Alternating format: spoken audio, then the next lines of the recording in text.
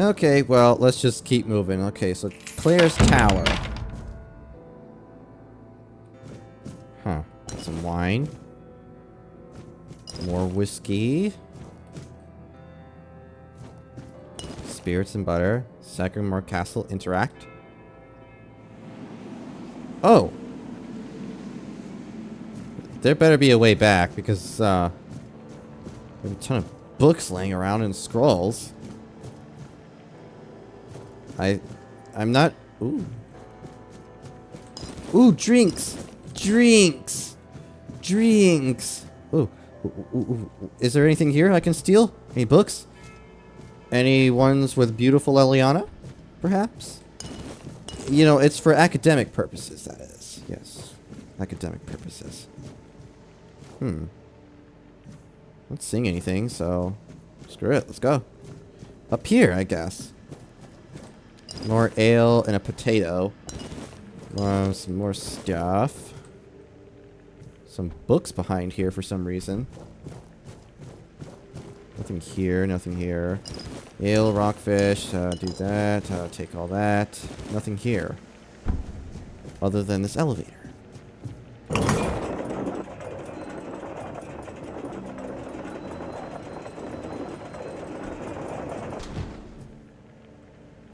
Okay. Are you Claire? No. You're a painting. Okay. Got some wine and stuff. Wine. Spirit, crucian, and carp. Take all that, take all that. Hey, you have a bathtub! So at least we know she's clean. Sort of. Hello? Boss. No, not Boss. Boss in the letters. The letters to Boss, to beloved. What letters? These, all of them, I write. How long have you been writing them? Letters to beloved Boss, I write. I'm looking for a druidic tablet. Do you know anything about that? I write only letters to Boss, to beloved. Yours, Claire. Sister has a tablet. Once she had it. Once sister. Okay, one sister, so she's not your sister anymore? There is no love in her. There is much in me. For Boss. For beloved. Okay. Boss. My... Harrowing of Hearts. If I want to learn about Claire, I need to read her writings. Where? So, oh, here they are. Okay, Claire's Dream. Oh, good.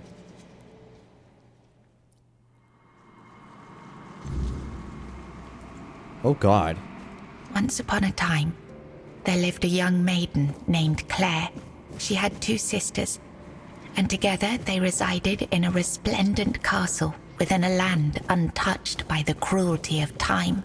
In this unchanging realm, there was neither the sorrow of endings nor the joy of beginnings. No sunrises, no sunsets, and no seasons to mark the days. Such was the design of the eldest sister, whose insatiable hunger for control bound the kingdom in eternal stillness. She hoarded love and devotion as a dragon hoards treasure. Yet for all her power, her heart remained empty, cursed to feel nothing for eternity. Claire, the youngest and gentlest of the sisters, moved quietly through the cold, unchanging halls. Her beauty was, too, untouched by age or hardship. Yet unlike her sisters, Claire possessed a secret. A flicker of defiance against the curse that gripped their land. Her heart remained free, protected by a force beyond even her eldest sister's reach. True love. This love bound her to a noble young man named Bors, whose memory was her light in the kingdom's shadow. Though torn apart by dark magic, Claire refused to surrender to despair. She knew that giving up hope would mean losing herself entirely, succumbing to the same cold emptiness that claimed her sisters. So she endured, her heart steadfast in its belief that love could shatter even the darkest of spells, and that one day, somehow, she and Bors would reunite. Oh, finally, God. Okay, Claire's dream, interact, or do I want to... Okay, so she wandered through the something, and then she wandered through the halls, blah, blah, blah. And then, okay, let's see here. I don't... Well, considering that this sign is telling me to come over here and touch this, I'm going to go ahead and touch it. So I guess touch it. Touch. It was the height of summer when young Bors first laid eyes on the come on. maiden of his heart, Hey. working in the fields, his skin bronzed by the sun. He paused as the sound of hooves drew near. A lone maiden approached, her hair shimmering like spun gold, her cheeks rosy and her waist snugly drawn into a spring green corset. While the other peasants bowed their heads, Bors stared unabashedly. Sensing his gaze, the maiden turned sharply, startling her steed. The horse reared and she tumbled from the saddle, straight into Bors's waiting arms. Their eyes met, and in that instant, the maiden felt herself lost. A warmth bloomed upon her cheeks, but a deep foreboding stirred in her stomach, for she knew there would never be another man who could claim her heart so completely. From that day forward, she rode past the fields daily, offering Bors water and sharing quiet moments beneath the shade of a willow tree. Days stretched into nights, and the two surrendered to love. But one day, as the maiden passed the field, her beloved Bors was nowhere to be found. She waited beneath the willow until darkness fell and reluctantly returned to the castle. The next day, and the one after that, she returned. But Bors never did. Summer turned to autumn, and the maiden ceased her rides. She withdrew into the shadowed stillness of her tower, her heart heavy with unending sorrow. Unbeknownst to her, Bors's bones lay bleached and brittle beneath the sun, hidden in the very field where their love had bloomed. For in Sagremor's kingdom, no crime was graver nor punishment swifter than love. There we go. I was just waiting for her. I challenged the ardent lover. Okay. I was just kind of waiting for her to actually finish up her dumb little story while I just kind of... Okay. There we go. I was just waiting for her to finish her story while I was just kind of battling it out with him. And by battling it out, I meant just kind of deflecting him and just being like, yeah, you might want to stop because I'm going to kick you around here. You know. It was just funny to me, alright? That, jeez. Okay, I'm guessing I'm gonna have to go in there at some point, but okay. Claire's dream. Long ago, there lived a maiden named Claire. Oh, here we go. Fair of face and gentle of heart, cursed by her cruel sister to remain imprisoned in a high tower, forbidden to step beyond its walls or look out of the window. She spent her days weaving a tapestry of the outside world, a world she could glimpse only through the reflection in an enchanted mirror. Yet Claire dared not lift her eyes from the loom, for the curse was absolute. If she ever stopped her weaving to gaze out the window herself, the fragile thread of her life would snap. One day, the mirror revealed a grand procession on the road below. Among them rode a knight clad in gleaming silver armor, a sapphire cape following behind him. His warm eyes and copper hair struck Claire's heart with longing. Unable to resist, she rose and stepped toward the window for a glimpse of the gallant knight. The moment she moved, a terrible pain gripped her chest and the mirror shattered. Claire, knowing the curse had claimed her, fled the tower. She reached the road just as the procession passed, grasped the knight's cape, and collapsed. Sir Bors turned a sudden tug, leapt from his horse and caught her. Her breath grew faint, and she whispered, "Do not grieve, for I am glad to have seen you, my knight." With those words, her spirit departed. Sir Bors wept bitterly, for never had he seen a maiden of such beauty and grace. His heart swelled with both joy and despair, for he knew he would never again love another as he loved the fair and cursed maiden, Claire. Oh good, you finished your story. Finally. And that wasn't the weapon I was using, I think. Ugh. Ugh. I feel lied to. Ugh. Ugh. Rude.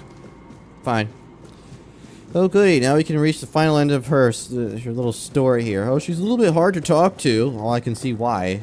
No, he was right. You know, you'll see why. No, I found out why. Is there anything under here? Feels like there would be, but I guess not. Maybe this is the one time they wouldn't actually put anything in here. Alright, hang on. Okay, so yes, I am recording, and I have to make sure of these things. So, okay, Claire's dream. Let's go. In the days of King Sagremor, Oh my god. there lived Bors, a wandering minstrel whose songs were famed for their beauty and sorrow. Among his melodies was one that bore the weight of his heart. The ballad of a lady named Claire. Claire, a noblewoman of unmatched grace, had been betrayed by her jealous sister, who sold her to a rival lord for power.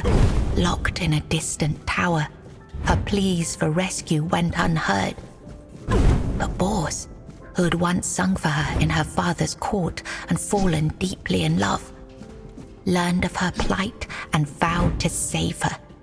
He journeyed to the castle where she was held and sang beneath its mist-shrouded walls each night, hoping she might hear him.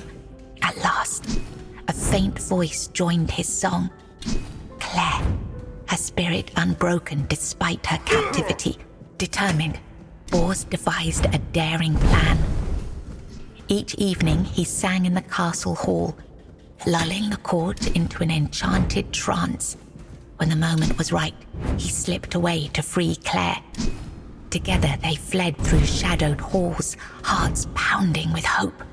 But as they reached the forest edge, disaster struck. The alarm was raised, and the guards gave chase. Armed only with his lute, Bors faced the guards to protect Claire. In the struggle, he was struck down, his body falling beside his broken lute.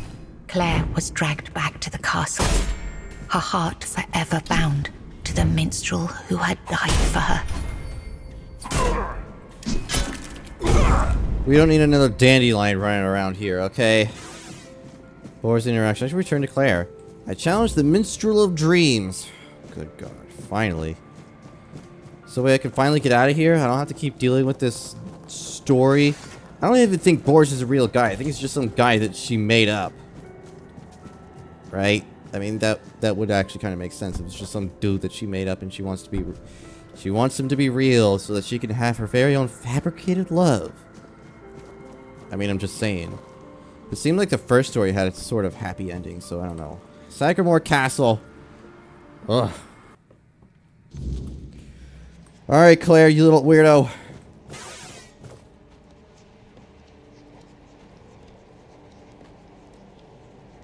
Claire. Claire. I was writing something. Something important. Do you know what it was?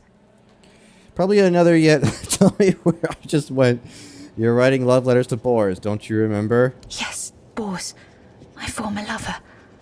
I have fond memories of him. I don't think you do. You seemed madly in love fond. You wouldn't stop talking about how incredible he was. Really? Perhaps that was true once. I longed for my own Sagremor. I craved love, true love. A beloved, not a dog. My dearest Bors, I'm sorry. You better yet just tell me where I just went. Here. You've read these notes on the stacks of paper. My handwriting. I must have written them, yes. So you haven't seen anything strange happening to me? Strange? No, I'm sorry. You mentioned a sister earlier. Who is she? My sister. I have 2 sisters. One older and another the eldest. Tell me about the eldest. She's the caregiver. She nurtures. She helps. She tries. Tell me about the middle sister. She wanted Sagremor. She wanted the crown. She has everything except love. And does she have a druidic tablet? She does. She holds the power of the men here. She has everything. Why doesn't she have love? She has no desire for love. She wants to rule. Love is not necessary. Power is. Fear is. How can I reach her chamber? It's at the very top, above all else. To see everything. To hear everything. Enough. Leave. She sees all, hears all. Her arms are long. They're everywhere. Go now. Go. Oh, thank God. Whew. Aha, I'll do that. Coins, orb vortex. Scorching pathway. Oh, I think I already have that one. Hey, you, got anything else to say? I was writing something. Enough. Thank God. I can get out of here. I can go to the midwife. At least I hope I can, because honestly, that was a horrible time. Having to listen through her weird little love Wait a minute. Can I push this up? Oh, I thought there would be something underneath it, but I guess not. Oh well. Can we get out of here finally? Oh, thank God. I think I've had enough of stories and fables and knights and heroes and whatever the hell for one day. For now. For now. I guess we'll go up to the midwife's chamber now. And she will not believe the day I have had. My goodness. My absolute goodness. Okay, midwife's chamber. Open up.